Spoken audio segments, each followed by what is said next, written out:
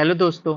UPSC का जो upcoming exam है एएलसी के लिए एंड एलईओ के लिए, ठीक है। तो उसमें जो वेटेज है वो इस बार जो न्यू सिलेबस के अकॉर्डिंग जितने भी लेबर लॉज हैं उनकी वेटेज बहुत ज़्यादा है, ठीक है। तो हम उसके लिए एक सीरीज स्टार्ट कर रहे हैं जिसमें हम जो लेबर लॉ के इम्पोर्टेंट टॉपिक्स हैं, ठीक है, और प्रोविजंस हैं वो डिस्कस करेंगे। तो इस सीरीज में हमारा जो फर्स्ट एक्ट है वो है ट्रेड यूनियन एक्ट 1926, ठीक है। तो अब इसके अंदर इसके जो भी इंपॉर्टेंट प्रोविजंस हैं वो क्विक हम डिस्कस करेंगे, ठीक है। तो फर्स्ट प्रोविजन इसका provide for registration of trade union, मतलब इसके अंदर क्या है, ये हमें कुछ जो कंडीशंस हैं वो बताया हुआ है कि कौन कौन सी जो यूनियंस हैं उनको रजिस्टर्ड होना चाहिए। और रजिस्ट्रेशन कंपलसरी या नहीं, तो इसका आंसर है नहीं, कंपलसरी नहीं है इसका रजिस्ट्रेशन, ठीक है, यूनियन का। ये हम आगे भी डिस्कस करेंगे। तो जितने भी provide for registration of trade union, ठीक है। सेकंड क्या है, इनेबल कलेक्टिव बार्गेनिंग, मतलब ये एक यूनियन को एक पावर देता है जिससे कि आप भी कोई भी आपका जो आपको कुछ भी बात अपनी मनवानी है अपने जो भी एम्प्लॉयर हैं या उनके सामने कुछ भी रखना है अपना हित के लिए या कुछ भी हो सकता है, तो वो एक तरह से कलेक्टिव बार्गेनिंग आपको पावर देता है, आपको एम्पावर करता है, ठीक है।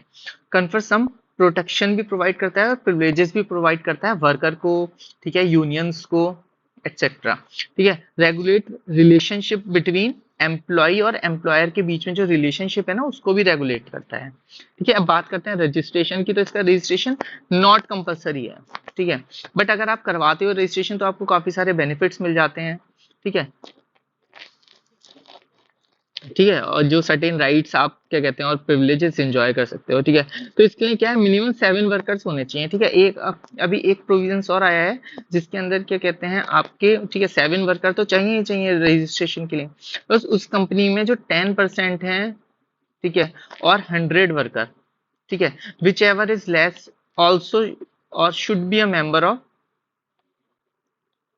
ट्रेड यूनियन, ठीक है, ठीक है।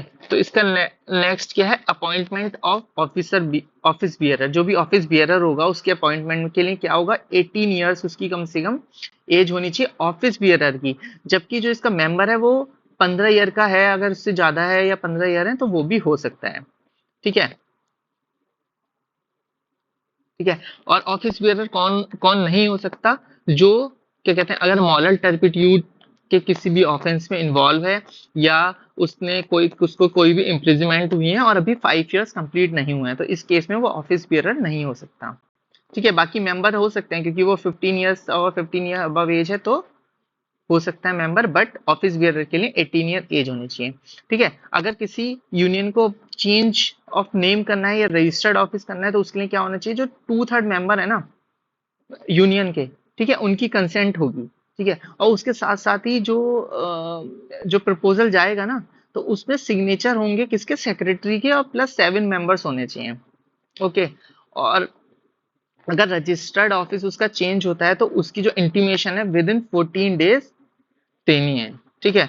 और आगे अगर यूनियन का डिसोल्यूशन करना है तो सेक्रेटरी प्लस 7 मेंबर्स की कंसेंट चाहिए और with in 14 days of dissolution इसका जो इंटीमेशन है वो देना होगा अप्रोप्रिएट अथॉरिटी को, ठीक है। अमलगमेशन भी हो सकता है, सपोज एक यूनियन है और दूसरी यूनियन है, अगर इन दोनों का अमलगमेशन करना चाहते हैं, दोनों मिलके एक करना चाहते हैं, तो उसमें क्या होगा, उसमें एटलीस्ट जो 50% मेंबर होंगे ना of such union record there votes, ठीक है, वो वोट रिकॉर्ड करेंगे, सही है। इसमें से भी एटलीस्ट जो 50% में जो 60% ऑफ वोट्स होंगे ना recorded in the favour of amalgamation होने चाहिए, ठीक है।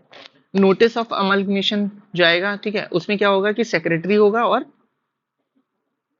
7 मेंबर्स की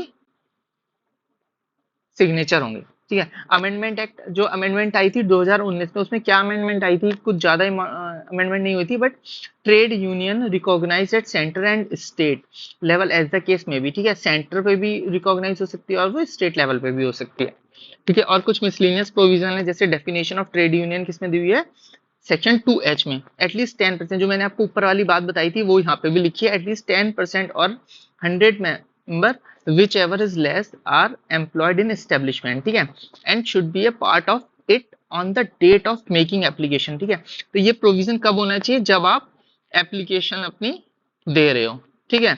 अब उसके बाद जो अपील है, हु डिनाइड फ्रॉम रजिस्ट्रेशन, जब अगर कोई उसका रजिस्ट्रेशन डिनाई कर देता है तो उसके अगेंस्ट में अपील कहाँ हो सकती है, हाई कोर्ट में भी हो सकती है, लेबर कोर्ट में भी हो सकती है और इंडस्ट्रियल ट्रिब्यूनल भी में भी हो सकती है। ठीक है, ठीक है। और जो रजिस्टर्ड यूनियन होंगी ना, ट्रेड यूनियन, तो उनको एक फैसिलिटी और है, can promote separate political fund, वो एक सेपरेट पॉलिटिकल फंड बना सकते हैं।